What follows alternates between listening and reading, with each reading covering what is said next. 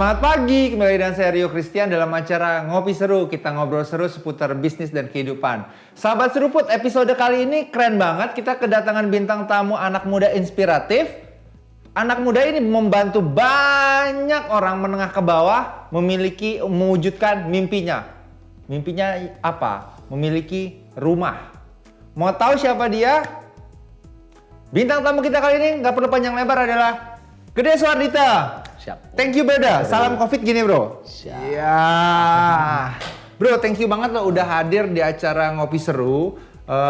Bro ini salah satu yang diminta nih sama tim Ngopi Seru ngelihat, tolong munculin dong Ketua Ray, tapi langsung tentang bisnisnya.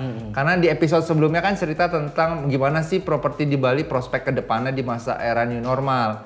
Akhirnya ya sahabat Seruput, beliau dengan kerendahan hatinya mau berbagi untuk bercerita asal-usulnya gimana sampai akhirnya beliau sukses menjadi salah satu developer di wilayah Tabanan. Bener ya bro? Siap. Bro, di acara Ngopi Seru itu ada ritualnya, yaitu kita tos ngopi bro. Ya, thank you lo bro udah hadir.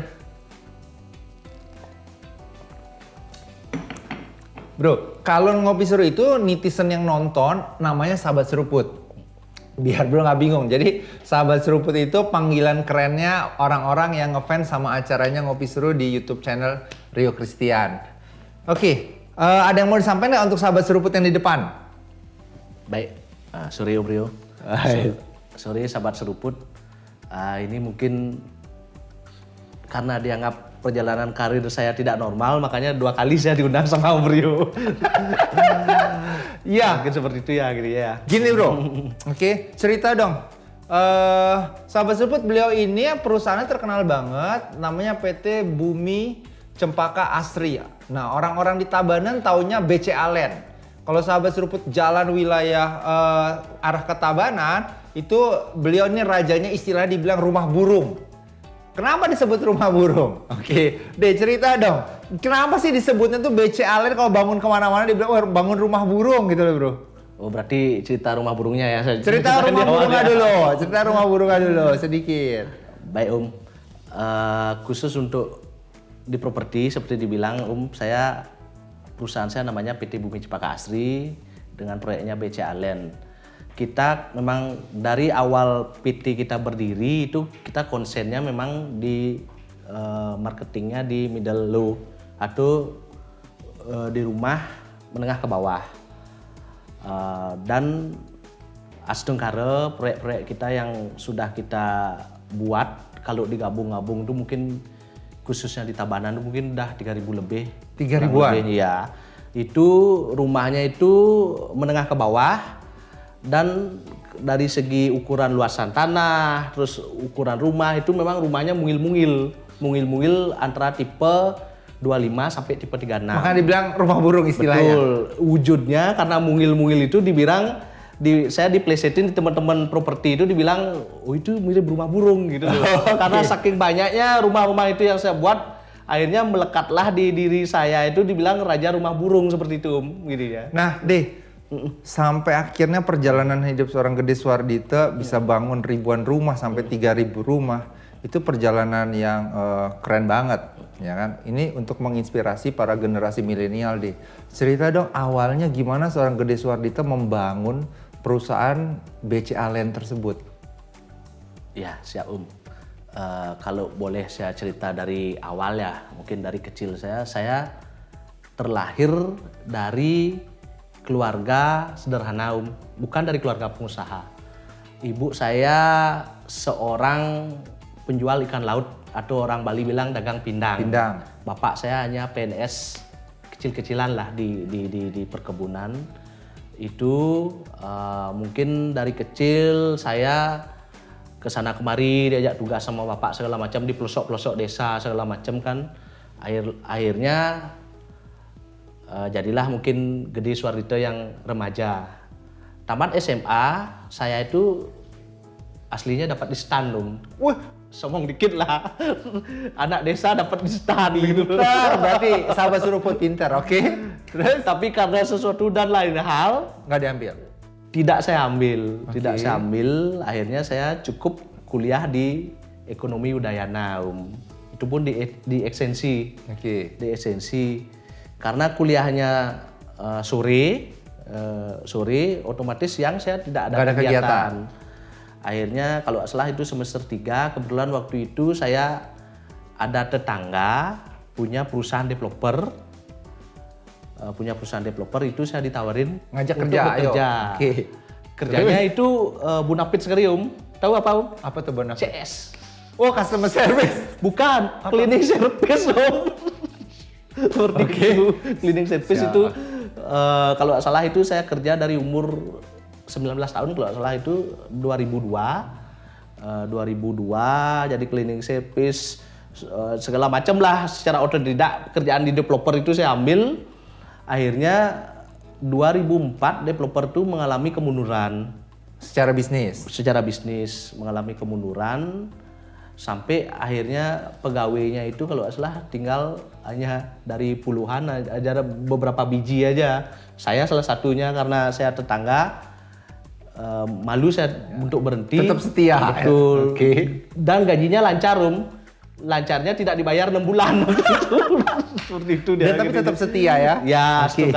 karena waktu itu mungkin saya masih muda, bebandat dulu gini akhirnya saya ikut dan suatu saat akhirnya kalau nggak salah 2005 itu karena perusahaannya mengalami kepailitan dan ownernya kena blacklist, saya mungkin tidak ada hujan, tidak ada angin, akhirnya ditawarin gede bikin perusahaan aja yuk, perusahaan baru. Sama bosnya yang tadi. Betul. Oke. Kamu sebagai direkturnya digituin saya. Ah beneran Pak, waktu itu kalau salah umur saya 24 atau 23 itu gininya.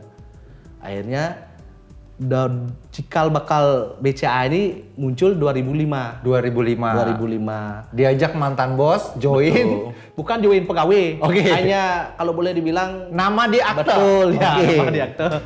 Seperti itu gininya. Akhirnya 2005 dites saya bikin proyek kecil-kecilan ya setung karo selesai. Legalitas BCA ini 2006. 2006.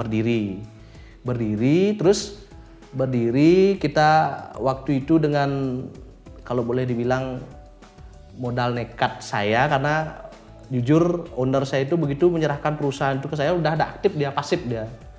Oke. Pasif dan yang namanya pengusaha muda kan dari segi umur kepercayaan itu tidak ada di bank-bank kurang dipercaya terus relasi tidak ada kita pelan-pelan yang ada beberapa bank yang mau percaya dan kita maksimalkan kepercayaannya akhirnya bisa berjalan kita 2006 terus 2007 mungkin kalau boleh dibilang nasib atau hasil usaha kita dapat gede 2007. betul 2007 di Buleleng tepatnya itu kita bisa wujudkan waktu itu kalau nggak salah buat sekitar 500 unit rumah subsidi Rumah subsidi. dan kita pertama kali bisa bikin rumah subsidi di Bali kita lah Berarti gini kalian ya, pionirnya. betul. BCA kalian itu pionirnya. Oke. Dan tidak disangka-sangka 2008 itu rumah kita bukan kita yang minta, kita diminta diresmiin sama Pak Menpera waktu itu. Oh, Menteri Perumahan Rakyat Betul. waktu itu. Almarhum Pak Yusuf Ashari. Oke. Melalui RE-nya, karena kebetulan kita kan tergabung di asosiasi RE, itu memang betul diresmiin sama beliau. Waktu itu juga saya dalam artian ini beneran apa enggak itu loh. Dan itu memang betul-betul kejadian gitu loh. Jadi itu milestone seorang Gede Suardite ya kan dari seorang cleaning service CS. CS ya oke. Seorang CS akhirnya diangkat jadi direktur ya walaupun tadinya cuma di akte tapi akhirnya beneran real kamu yang turun ke lapangan, kamu yang akhirnya menjalankan. Betul. Singkat cerita sampai hari ini masih nggak bosnya? Itu ceritanya. Abis itu 2008 biasalah perusahaan itu jujur mungkin owner saya yang lama pun tidak menyangka perusahaan itu bisa gede seperti itu gitu loh. Biasa perjalanan waktu antara kita dengan owner beda visi misi. Oke. Visi misi akhirnya perusahaan itu dilepas Dijual ke D 100%. itu pun makanya saya tidak paham juga apakah ini nasib rezeki dari relawan. Tiba-tiba saya ditawarin, ini perusahaan saya ambil lah di gitu saya, beserta karyawan-karyawan dan segala macam permasalahan dan yang lain-lainnya. Kalau saya bilang tadi mungkin itu positifnya, tapi negatifnya waktu itu perusahaan yang saya kelola, ya tanda kutip, kalau boleh bilang biasalah, owner lokal kan ngambil dana segala macam kurang jawab itu banyak utangnya Berarti ditinggalin perusahaan akte plus utang-utangnya. Jadi ini perusahaan plus utang-utangnya. Betul. Oke. Nah pertanyaannya menjadi gini deh, menarik. Biar juga sahabat seruput di rumah itu bisa belajar. Satu, anak muda, oke. Terus kedua, apa yang membuat dia berani hari itu? Ya kan pertama mungkin akte doang ya udah keren dong direktur. Tapi apa yang membuat seorang Gede Suwardi itu berani? Oke, saya ambil tanggung jawab ini, berikut potensi prospeknya, tapi berikut juga kemungkinan bakal utang-utangan nyusahin hidup saya. Apa yang bikin lu berani? Yang bikin saya berani mungkin saya jujur saya mengidolakan sekali dari remaja itu sosok Bob Sadino. Oh, oke. Bob Itu Sadino. bos yang ngajarin. Akhirnya tanpa modal mungkin dengkul. saya baca buku segala macam, saya ingat sekali bahasanya beliau bahwa ilmu goblok kan gitu loh bilang. Mungkin ilmu gobloknya itu mengalir di darah saya dengan bahasanya saya goblok ngambil perusahaan tuh jujur mungkin saya tidak lihat risiko segala macam. Jalan mungkin itu yang modal utama saya. Nekat ya. Betul. Nekat ya. Betul. Tapi nekat. apa yang membuat akhirnya kamu bisa belajar? Maksudnya kan tetap kalaupun nekat nggak punya ilmunya nggak bisa jualan, nggak bisa ngatur RAB, nggak bisa ngatur tukang teknis di lapangan, tewas juga.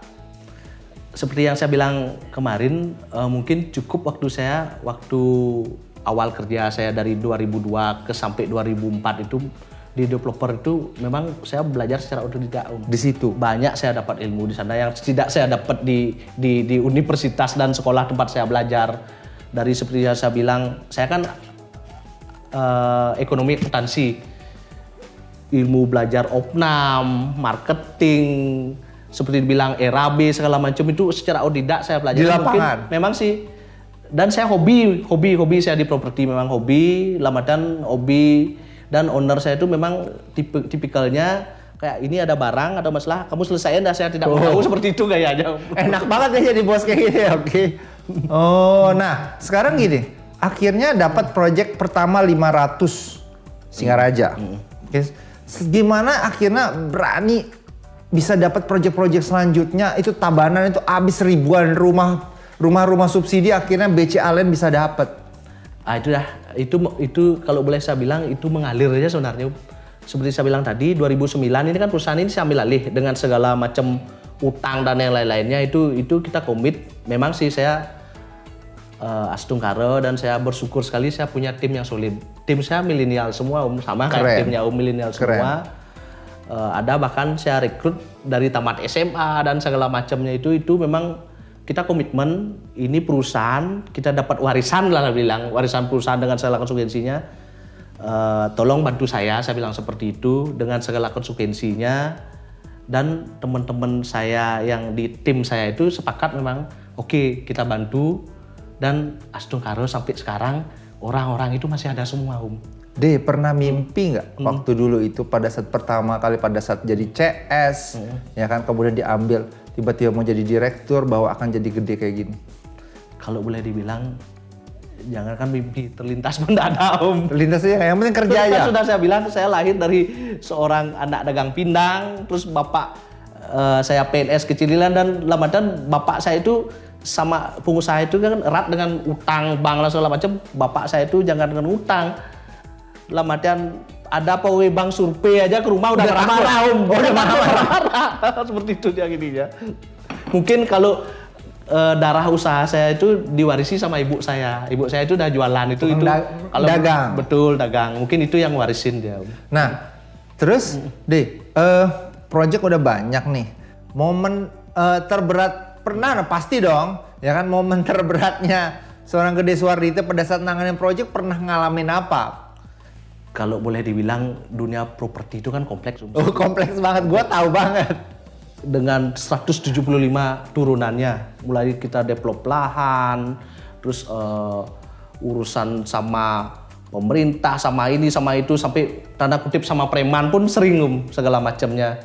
Memang sih kalau kita di dunia properti kalau boleh dibilang memang harus ada selain jiwa entrepreneur kita, jiwa nekat dan memang kadang-kadang sedikit jiwa preman pun harus ada. Iya. Kalau tidak seperti itu ya memang kita bakalan diintervensi. Terus pernah kena kejadian apa? Kejadiannya kalau boleh bilang dari ditipu pemilik tanah, ditipu supplier, terus ditutup jalan segala macam, kayaknya udah komplit deh Udah pernah ya? Udah komplit itu masalahnya. Tapi seperti saya bilang itu suatu permasalahan segala macam pasti membawa pengalaman dan hikmah yang berarti. Itu kita memang dari dulu permasalahan itu seperti saya bilang dari awal saya mengelola perusahaan itu kan udah masalah itu developer, betul. ownership pilot kan, itu kita giniin dan memang ya harus sampai sekarang pun setiap kita mendapat masalah kita berusaha memang tidak lari dari masalah, kita selesaiin segala macam. Akhirnya permasalahan itu tuh akhirnya membawa keuntungan Keren. Iya, sahabat seruput untuk generasi muda barusan tuh tadi dapat insight menarik banget. Kenapa saya bilang insight menarik? Kadang kita nggak pernah tahu hari ini kita sedang mungkin dalam kondisi terpuruk, masalahnya banyak banget, ya kan? Mungkin masalah dari diri kita, dari perusahaan kita, atau dari eksternal. Tapi jangan pernah lari dari masalah. Hadapin masalahnya, mungkin kita kan dapat suatu pelajaran terjeleknya atau yang terbaiknya. Mungkin kalau masalah itu beres, mungkin ada hal bermanfaat yang kita dapat. Begitu ya deh. Pas. Bro, udah bikin ribuan rumah, ya kan? Pasti customernya dari berbagai, ya tadi bilang juga menengah ke bawah, tapi kan pasti banyak orang yang kerjaannya mungkin saya nggak tahu apa, tapi dia pengen banget punya rumah. Pernah nggak ngalamin orang tuh pengen banget punya rumah, tapi dia nggak punya duit, dia nyari bro? Kalau pengalaman unik seperti itu sebenarnya banyak tapi ada salah satu paling berkesan saya. Ini complicated ya sebenarnya. Itu saya punya customer yang customernya itu ada orang bawah, terus dia beli rumah di saya, bayar tanda jadi, habis itu orang itu tidak muncul-muncul ke kantor lagi. Akhirnya unit itu karena tidak ada gini kita jual. Begitu unit itu kita jual dan sudah kebetulan di approval sama bank segala macamnya itu, datang ke kantor itu yang beli itu, ternyata dia sudah bayar banyak ke marketing saya Uangnya dimakan? Marketing freelance ini. Uangnya dimakan? Betul. Okay. Dan marketing freelance-nya ini hilang. Waktu itu jujur dia sempat ngajak pihak berwajib lah. Yeah. Waktu itu saya terangin seperti ini, ketimbang Anda ngurusi di pihak berwajib segala macam itu udah berat di ongkos segala macamnya, saya suruh dia pilih unit yang lain. Akhirnya mungkin segala macamnya saya juga akhirnya mengalah dengan uang yang sudah dibayarkan itu, bukan rugi saya, untung saya mengurang gitu loh. Akhirnya mau dia, pas masuk aplikasi ke bank, reject lagi di bank. Waduh. Terus reject di bank, akhirnya saya berusaha lobby dengan bebek segala macam ke bank pemberi kredit itu, akhirnya diterima Diterima dan ini kalau boleh saya bilang ini sebenarnya yang lupa saya tadi bilang, ini yang beli anak muda mau nikah. Ya ampun. Uang mukanya ini patungan ini antara cewek dengan cowoknya ini. Gara-gara itu mungkin saya tidak bisa terbayang ya. Kalau itu batal itu nggak jadi nikah. Bubaran. Akhirnya dia dapat rumah, akhirnya bisa akad kredit segala macamnya. Terus dia ngajak orang tuanya ke kantor segala macam. Tahu apa yang dikasih sama saya Apa? Hasil bumi Orang tuanya itu bawa hasil bumi, memang orang desa. Makasih Pak, anak saya udah dibeliin rumah segala macam, sampai beliau bilang saya waktu itu gimana ya, kalau boleh tidak bisa berkata-kata saya segala macam, hampir keluar dari mata saya. Seumur hidup saya ingat Pak jasanya Pak segala macam. Kalau mungkin tidak jadi beli rumah di saya segala macam, mungkin satu ini anak saya mungkin tidak jadi nikah segala macamnya. Terus akhirnya uang hilang segala macamnya itu, makanya bersyukur saya pun waktu itu ya itu mungkin gini dari atas, saya hanya sebagai mediator aja untuk giniin segala macam, dan rumah itu ditinggali dan sekarang kalau salah itu udah punya baby orang itu. Dapat berkah ya. Nah, pertanyaannya berarti kayak gini deh. Karena seringkali kan kita anak muda nih khususnya ya, punya rumah ntar aja, ya kan? Atau nggak berani bermimpi, kerjaan saya aja kayak begini, gimana mau punya rumah? Nah kan betul ada program subsidi jual rumah subsidi yang pemerintah. Kalau ada orang-orang yang takut untuk punya rumah, bermimpi punya rumah, kamu bisa kasih saran apa? Nah ini dah sebenarnya untuk masalah rumah subsidi, seperti saya bilang, saya kan konsennya di Bali selain sebagai pionir, memang saya konsennya jualan rumah subsidi. Oke. Saya di Tabanan ada beberapa kawasan yang saya buat dengan ikon BCA Land-nya itu kita banyak sekali membuat rumah-rumah subsidi, dan sebenarnya khusus untuk rumah subsidi zaman sekarang itu memang diperuntukkan untuk anak-anak muda yang kalau salah 21 tahun sampai maksimal 40 tahun. Itu dengan segala macam kemudahan dari pemerintah. Uang mukanya minimal bisa 1%, terus bunganya 5%. Itu kalau sekarang di Bali itu rumah subsidi itu 168 juta. Dengan uang muka kita tarik 5 juta, angsurannya 1 juta per bulan kurang lebih. Berarti kalau kayak gitu nggak usah takut dong untuk bermimpi orang muda punya rumah, bro? Betul. Dan saya garis bawahi sebenarnya waktu membeli rumah itu di masa muda. Karena di masa muda itu kan cicilan masih tidak ada, beban masih tidak ada. Jangan sampai bermimpi, saya punya rumah nanti setelah menikah. Itu kebalik situasinya, setelah menikah itu beban tinggi, segala macam tuh. Anak, istri. Betul. Ya. Kalau dapat lotre mungkin baru bisa beli rumah itu. Tapi itu kan kejadiannya itu mungkin bukan 1.001, 10.001. Makanya wujudkanlah mimpi Anda memiliki rumah itu di masa muda. Cicilannya kalau rumah subsidi itu berapa kalau di bank umum? Itu seperti saya bilang tadi 1 jutaan. 1 jutaan uang muka 5 juta, cicilan 1 juta. Sedangkan gadget sekarang aja harganya udah di atas 10 juta, Ngopi-ngopi aja, ngopi-ngopi ganteng aja 100.000, 50.000 sekali itu kan, masa nggak bisa 1 juta? Iya, sahabat seruput khususnya generasi milenial, ya kan? Tuh tadi dapat satu pencerahan. Kalau kita maunya mimpi, misalnya mimpi kita tuh punya rumah dari sejak awal, jangan pernah takut bermimpi, tapi harus terus berjuang wujudinnya. Caranya tadi, cuma 1 juta, masa nggak bisa bayar? Harusnya sih pada bisa. Bener ya, Dea? Siap. Deh, oke. Sekarang gini pertanyaannya. Udah sukses jadi pengusaha properti dengan segala dinamika yang ada di dalam. Kok masih mau riweh, repot, ya kan? Ngambil kerjaan jadi ketua DPD REI Bali. Kalau menjadi ketua DPD REI Bali itu seperti saya bilang, jujur saya itu memang jadi pengusaha itu dilahirkan di REI. Dulu perusahaan saya itu ngantornya di kantor REI, ngontrak. Betul, di Bulu Indah? Betul, di lantai 2 itu ngontrak. Memang saya kerja di sana dulu. Terus begitu saya dibuatin perusahaan itu, asosiasinya langsung di REI. Kalau boleh dibilang REI itu mendarah daging di saya, Oke. Dan konsep kita berasosiasi orang Bali bilang kan ngayah, Iya, ngayah. Ngayah. Dan saya pun seperti sekarang sampai jadi ketua REI, seperti dibilang tadi, mimpi pun tidak ada, Karena kalau boleh dibilang masih banyak kok senior-senior saya sebenarnya yang lebih layak dan lebih mampu jadi ketua REI. Saya juga tidak nyangka ini saya beneran atau tidak jadi ketua REI. Tapi ya terima kasih sekali juga sama senior anggota yang lain, saya dipercayakan jadi ketua REI di masa sulit COVID ini sekarang. Visi seorang Gede Suardita di REI apa? Mau dibawa kemana teman-teman? Mau apa? Kalau saya, visi saya di REI itu sebenarnya kita ingin mewujudkan perumahan yang berlandaskan Trihita Karana. Oke.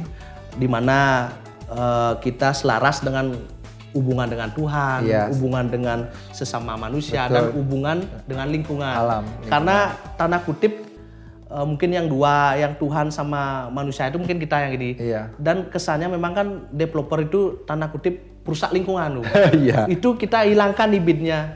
Dan sebenarnya pengusaha-pengusaha REI yang asli itu dia membuat kawasan dengan memanfaatkan lahan yang tidak produktif. Harusnya. Nah, yang memanfaatkan lahan produktif itu oknum itu, gitu loh. Dan biasanya tidak tergabung di asosiasi kita. Bukan anggota. Betul. Ya, dapat satu pencerahan bahwa kalau kalian sehari ini mulai jadi developer, ya kan penting banget. Developer itu jangan malah ngerusak lingkungan, tapi developer itu justru memberi nilai tambah pada lingkungannya.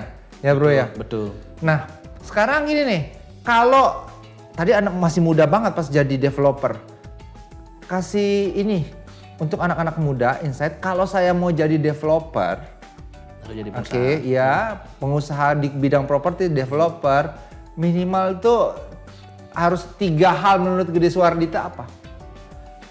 Kalau itu mungkin ini pengalaman saya ya. Jangan takut kalian itu di usia muda menjadi pengusaha. Mungkin seperti saya jadi developer. Satu, tidak harus pinter-pinter amat kok jadi pengusaha itu. Makan kalau beliau seperti saya bilang, orang goblok pun jadi pengusaha, bisa jadi pengusaha. Yang penting pertama ketekunan. Satu tekun. Tekun. Segala pekerjaan yang kita jalani itu harus memang tekun kita. Kalau tidak tekun, bagaimanapun pintar segala macam tidak akan berhasil. Kedua, komitmen. Komitmen kita sama diri kita sendiri, komitmen kita sama yang di atas, dan komitmen kita sama orang-orang di sekitar. Karena tanpa kita sadari, orang-orang di sekitar kita seperti pemilik tanah, bank segala macam sebenarnya ikut memiliki perusahaan kita loh. Iya betul. Seperti itu. Terus ketiga, setelah komitmen, dalam artian yang terakhir ya harus tetap eksistensi menjaga kepercayaan. Kayak bank tetap ya, jaga kepercayaan. Begitu sudah dipercaya, akhirnya seperti ibaratnya saya bilang pinjam uang ke bank, pinjam ke BPR Kas. Begitu uangnya cair, akhir itu mau bilang untuk usaha bikin develop proyek, tahu-taunya beli mobil, nah, itu melenceng, nunggu bangkrut aja dah tuh, dan itu nunggu yang macet di ngerusak, BPR Kas. itu yang ngerusak, ya kan? Betul. Iya. Terus hari ini lagi eranya COVID bro. BC Allen penjualan gimana? Kalau era COVID ini seperti yang saya sering bilang itu kan properti kita bagi dua, middle up dan middle low. Middle up tuh jujur hancur-hancuran Oke. 50% lebih terkoreksi itu pasarnya. Terus yang middle low itu masih bertahan dengan seperti saya bilang dengan rumah subsidinya itu. Ya setungkara saya per bulan tuh masih bisa closing lah. Masih tetap bisa jualan? Betul, masih bisa closing, masih bisa untuk gaji pegawai. Terus bayar bank, kewajiban kita segala macamnya itu ya kita banyak-banyak bersyukur aja lah. Tips and trick marketingnya ngapain? Sebenarnya caranya ada orang bilang biarkanlah produk itu memasarkan dirinya sendiri ketimbang kita cari marketing handal. Betul. Seperti yang saya bilang sebenarnya rumah subsidi saya itu dia memasarkan dirinya sendiri karena secara realitas seperti saya bilang tadi terjangkau. Brandmu bagus. Terjangkau terus memang dalam artian gampang untuk dimiliki. Gitu. Karena tadi orang udah tahu lah ya kalau barangnya Project BC Allen pasti jadi. Betul. Ya kan pasti bagus terdeliver. Maka otomatis dengan portofolio yang udah ribuan tadi, udah 3.000-an rumah, itu sebuah bukti historis bahwa BC Allen itu ya udah tadi produknya bicara sendiri. Astungkaro. Keren banget. Ya thank you banget loh deh udah berbagi di acara Ngopi Seru ya kan. Saya bersama keluarga besar BPR Kas ngucapin terima kasih. Kita doain selalu BC Allen, Gede Suardita bersama Ray semakin berkibar ya kan. Kenapa? Kalau kalian berkibar ekonomi Bali berputar. Kalau ekonomi Bali berputar bank bahagia juga. Betul. Dan saya sedikit tambahkan terakhir, developer adalah lokomotif pembangunan di suatu daerah. Setuju. Dan di nasional. Seperti saya bilang tadi itu developer dengan 175 usaha turunannya dan kita langsung berpartisipasi langsung ke negara untuk bayar pajak, membuka lapangan pekerjaan dan yang lain. Itu kurang lebihnya Tos dulu kita. Thank you brother ya sekali lagi. Siap. Ya, demikian acara Ngopi Seru hari ini bersama bintang tamu Gede Suardita. Beliau adalah founder dari BC Allen. Beliau juga adalah ketua DPD Ray Bali. Kita doakan yang terbaik untuk beliau sehingga sukses dalam setiap bidang usahanya, kemudian juga sukses memimpin DPD Ray Bali. Sahabat Seruput, kembali saya ingetin, lihat yang di bawah sini. Nggak pernah bosan saya bilangin, please subscribe YouTube channel Rio Christian. Kemudian juga ditunggu like-nya, ditunggu juga komennya untuk setiap episode yang telah tayang. Kemudian apabila setiap episode yang sahabat seruput nonton bermanfaat, mendapat insight, mendapat pencerahan, please share linknya ke teman-teman kalian, ke keluarga kalian, ke sahabat kalian, ke banyak orang. Sehingga banyak orang mendapat pencerahan, mendapatkan insight untuk membuat hidupnya ke depan menjadi lebih baik. Sampai jumpa.